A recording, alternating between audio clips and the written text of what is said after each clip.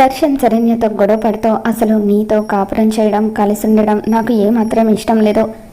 ఈ వేరు కాపురం కూడా నిన్ను వదిలించుకోవడానికే పెట్టానని చెప్పి దర్శన్ అనడంతో ఇక శరణ్య ఎంతో బాధగా, సరే అండి, నాతో కాపురం చేయడం మీకు ఇష్టం లేదు కాబట్టి నేను ఇప్పుడే ఇంట్లో నుండి వెళ్ళిపోతున్నాను, ఇక మీదటైనా మీరు సంతోషంగా ఉండండి అని చెప్పి శరణ్య అలా వెళ్ళిపోయే ముందు మీతో ఒక్క మాటని చెప్పాలండి, ఇప్పటికైనా దయచేసి నన్ను నమ్మండి.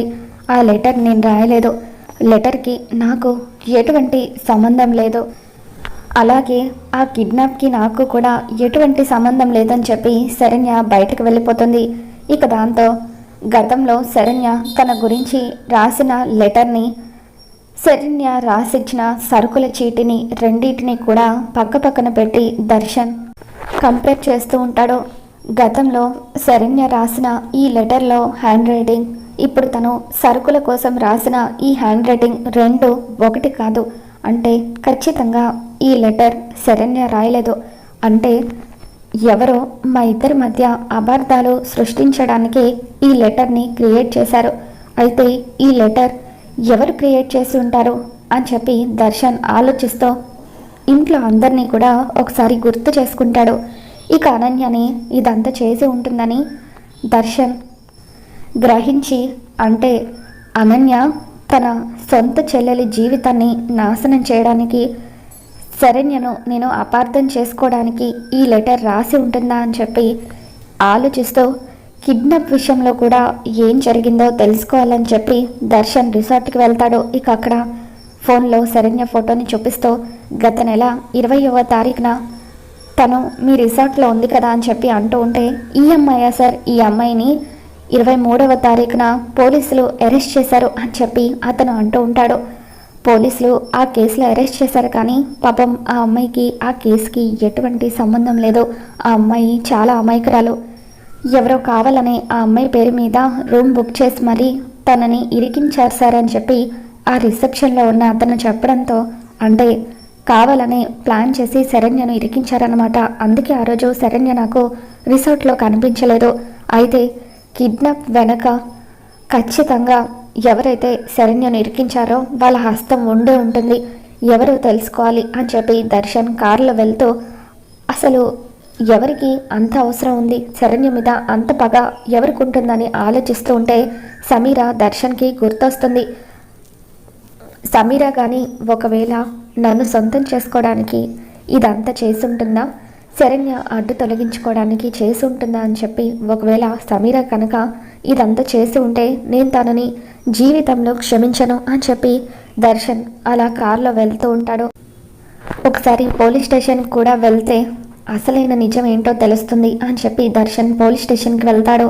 అక్కడున్న కానిస్టేబుల్కి శరణ్య ఫోటోని చూపించి, ఈ అమ్మాయిని మీరు గత నెల 23వ తారీఖున ఆ కేసులో అరెస్ట్ చేసి తీసుకొచ్చారు కదా అని చెప్పి దర్శన్ అంటూ ఉంటే, శరణ్య ఫోటో చూడగానే లేడీ కానిస్టేబుల్ కంగారు పడిపోతూ ఉంటుంది. ఏంటండి, ఎందుకు తన ఫోటో చూసి మీరు అంతలా కంగారు పడిపోతున్నారు, ప్లీజ్ ఏం జరిగిందో చెప్పండి అని దర్శన్ అడుగుతూ ఉంటాడు. ఇక దాంతో ఆ లేడీ కానిస్టేబుల్, సార్ ఆవిడ పేరు శరణ్య కదా, నిజానికి ఆవిడ చాలా మంచివారు, కానీ నేనే డబ్బుకి అమ్ముడుపోయి అన్యాయంగా ఆ అమ్మాయి అరెస్ట్ అయ్యి ఆవిడ భర్తే ఇదంతా చేయించాడని ఆవిడకి అబద్ధం కూడా చెప్పాను. అన్యాయంగా తనకి తన భర్తకి మధ్య గొడవలు కూడా పెట్టాను. ఇదంతా సమీర అనే ఆవిడ నాకు డబ్బులు ఇవ్వడం వల్లే చేశాను సార్ అని చెప్పి ఆ లేడీ కానిస్టేబుల్ అంటూ ఉంటుంది. ఇంతకీ మీరెవరు సార్, ఎందుకు ఆ అమ్మాయి గురించి ఎంక్వైరీ చేస్తున్నారు అని చెప్పి ఆ లేడీ కానిస్టేబుల్ అంటూ ఉండడంతో, నేను తన భర్తని మేడం అని చెప్పి దర్శన్ అంటూ ఉంటాడు. అంటే దర్శన్ అంటే మీరేనా సార్, దయచేసి నన్ను క్షమించండి సార్, ఆ రోజు మీ భార్యకి అదంతా మీరే చేయించారని నేను అబద్ధం చెప్పాను, డబ్బుకి ఆశపడి నేను ఇదంతా చేశాను సార్ అని చెప్పి నన్ను క్షమించండి అంటూ ఆ లేడీ కానిస్టేబుల్ దర్శన్కి దండం పెడుతూ ఉంటుంది. తను నిజంగా చాలా మంచి అమ్మాయి సార్, అటువంటి అమ్మాయి భార్యగా లభించడం నిజంగా మీ అదృష్టం. ఆ రోజు తనని స్టేషన్కి వచ్చిన తర్వాత ఆ అమ్మాయిని మాటలతో ఎంతో ఇబ్బంది పెట్టాను. తను ఒక పెద్ద కుటుంబానికి చెందిన అమ్మాయి అని చెప్పి నాతో చెప్పింది.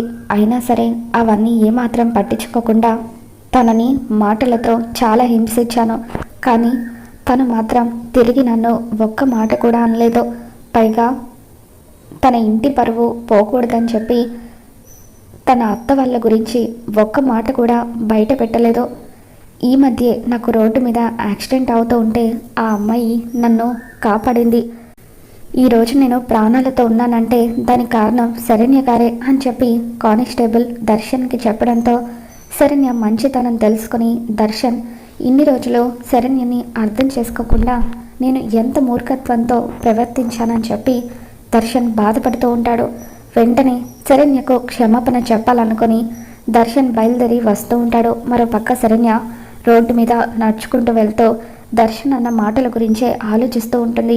శరణ్య ఒంటరిగా వెళ్ళడం గమనించిన సమీర, వసే శరణ్య, ఎప్పుడెప్పుడు నువ్వు ఒంటరిగా దొరుకుతావా అని నేను నీకోసమే ఎదురు చూస్తున్నాను. వెతకపోయిన తీగ కాలికి దొరికినట్టుగా నువ్వు భలే దొరికావు అంటూ సమీర ఒక ఆటో డ్రైవర్కి డబ్బులు ఇస్తుంది. ఇదిగో ఈ అమ్మాయిని యాక్సిడెంట్ చేయాలి, వెంటనే నువ్వు యాక్సిడెంట్ చేసి అక్కడి నుండి వెళ్ళిపో, ఆ తర్వాత నేను చూసుకుంటాను అని సమీర చెప్పడంతో శరణ్య నడుచుకుంటూ వస్తూ ఉండగా ఆటో డ్రైవర్ స్పీడ్గా వచ్చి శరణ్యని గుద్దేస్తాడు. ఇక దాంతో శరణ్య రోడ్డు మీద పడిపోతుంది. ఇక తన తలకి బలమైన గాయం అయ్యి రక్తం కూడా వస్తూ ఉంటుంది. జనాలందరూ కూడా గుమిగూడతారు. అటువైపుగా వెళ్తున్న దర్శన్ ఆ జనాలను చూసి కారు ఆపి వెళ్ళి చూసేసరికి శరణ్య రక్తపు మడుగులో ఉండడంతో ఎంతగానో బాధపడుతూ ఏడుస్తూ శరణ్య శరణ్య అని చెప్పి దర్శన్ శరణ్యని హాస్పిటల్కి తీసుకుని వెళ్తూ ఉంటే ఇదేంటి అది స్పాట్లో చచ్చిపోతుంది అనుకుంటే దర్శన్ ఏంటి దాన్ని హాస్పిటల్కి ఎత్తుకుని మరీ తీసుకువెళ్తున్నాడు అని చెప్పి సమీర, దర్శన్ ఏం చేస్తున్నాం, అయినా అది ఎలా పోతే మనకెందుకో, దాని అడ్డు తొలగించుకోవాలనే కదా మనం ఎదురు చూస్తుంది. దాన్ని ఎవరు హాస్పిటల్కి తీసుకువెళ్ళకపోతే అది పైకి పోతుంది. అప్పుడు మన ఇద్దరికి ఏ అడ్డు ఉండదు, మనం హ్యాపీగా పెళ్లి చేసుకోవచ్చు అని చెప్పి సమీర అంటూ ఉంటుంది. ఇక దాంతో దర్శన్ సమీర చెంప పగలగొడతాడు. శరణ్య నా భార్య, ఇంకొకసారి నా భార్య గురించి ఒక్క మాట మాట్లాడినా చంపేస్తాను. అయినా సాటి మనిషి ప్రాణం పోతూ ఉంటే చూస్తూ అలా ఎలా ఊరుకోగలుగుతున్నావు, నువ్వు అంత కసాయిదానివా అని చెప్పి దర్శన్ సమీరని అసహించుకుంటూ, నా భార్య శరణ్య విషయంలో నువ్వు ఏమేం కుట్రలు చేశావో అవన్నీ కూడా నాకు తెలిసిపోయాయి. ముందు నా భార్యని బతికించుకొని ఆ తర్వాత నీ సంగతి చూస్తాను అని చెప్పి దర్శన్ శరణ్యని హాస్పిటల్కి తీసుకుని వెళ్తాడు. ఇక అక్కడ శరణ్య కండిషన్ చాలా సీరియస్గా ఉంటుంది. శరణ్య సీరియస్ కండిషన్లో ఉందని, బ్లడ్ చాలా లాస్ అయిందని, తలలో బ్లడ్ క్లాట్ అయిందని, అర్జెంటుగా ఆపరేషన్ చేయాలని, ఆపరేషన్ చేసిన తర్వాత తను కోమాలో కూడా వెళ్ళే అవకాశం ఉందని డాక్టర్లు చెప్పడంతో దర్శన్ ఎంతగానో బాధపడిపోతూ ఉంటాడు. డాక్టర్ ప్లీజ్ డాక్టర్, ఎలాగైనా సరే శరణ్యని బతికించండి అని చెప్పి దర్శన్ ఏడుస్తూ ఉంటాడు. ఇక దర్శన్ ఆనంద భైరవికి ఫోన్ చేసి శరణ్యకు యాక్సిడెంట్ అయిన విషయం చెప్పడంతో ఆనంద భైరవి పరుగున హాస్పిటల్కి వస్తుంది. శరణ్య తల్లిదండ్రులకు కూడా ఈ విషయం చెప్పడంతో గీత, విశ్వనాథం వీళ్ళిద్దరూ కూడా ఎంతగానో బాధపడుతూ హాస్పిటల్కి వస్తారు. ఆనంద భైరవి గారు, నా కూతుర్ని ఇటువంటి పరిస్థితుల్లో చూడాల్సి వస్తుందని అస్సలు అనుకోలేదు, మీ మీదే నేను నమ్మకం పెట్టుకున్నాను, ఏంటి ఆనంద భైరవి గారు ఇలా జరిగింది అని చెప్పి విశ్వనాథం ఎంతగానో బాధపడిపోతూ ఉంటే, అన్నయ్య గారు శరణ్యకు ఏం కాకుండా చూసుకునే బాధ్యత నాది, నా ప్రాణాలు అడ్డు వేసైనా సరే నేను శరణ్యని కాపాడుకుంటాను అని చెప్పి ఆనంద భైరవి ధైర్యం చెప్తూ ఉంటుంది. మరోపక్క డాక్టర్లు శరణ్యకి ఆపరేషన్ చేస్తారు. ఇక ఆపరేషన్ చేసి బయటకు వచ్చిన తర్వాత ప్రస్తుతానికి మేము తనకి ఆపరేషన్ చేశాము, కానీ ఆవిడ ఇంకా స్పృహలోకి రాలేదు, 24 గంటల్లోపు శరణ్య గారు స్పృహలోకి రాకపోతే ఆవిడ ప్రాణాలకే ప్రమాదం అని చెప్పి డాక్టర్లు చెప్పడంతో ఇక దర్శన్ కుప్పకూలి ఎంతగానో ఏడుస్తూ ఉంటాడు. అమ్మ, శరణ్య విషయంలో ఇన్ని రోజులు నేను చాలా పెద్ద పొరపాటు చేశాను, తన మంచితనం గురించి నువ్వు ఎంత చెప్తున్నా ఆ సమీర మాయలో పడి నేను శరణ్యని మూర్ఖత్వంతో ఎన్నో మాటలు అన్నాను అని చెప్పి దర్శన్ ఎంతగానో బాధపడుతూ ఉంటాడు. డాక్టర్, ఒక్కసారి నేను శరణ్యని చూడొచ్చా అంటూ దర్శన్ శరణ్య దగ్గరికి వెళ్ళి ఇక అలా శరణ్య చెయ్యి పట్టుకొని, నన్ను క్షమించే శరణ్య, ఇన్ని రోజులు మూర్ఖత్వంతో నువ్వు నా మీద చూపించే ప్రేమని నేను అర్థం చేసుకోలేకపోయాను. నిన్ను ఎంతో ఇబ్బంది పెట్టాను. కానీ ఇప్పుడు నువ్వేంటో, నీ మనసేంటో పూర్తిగా అర్థం చేసుకున్నాను. నాకు నువ్వు కావాలి శరణ్య. మనమిద్దరం కలిసి కొత్త జీవితం మొదలు పెట్టాలి.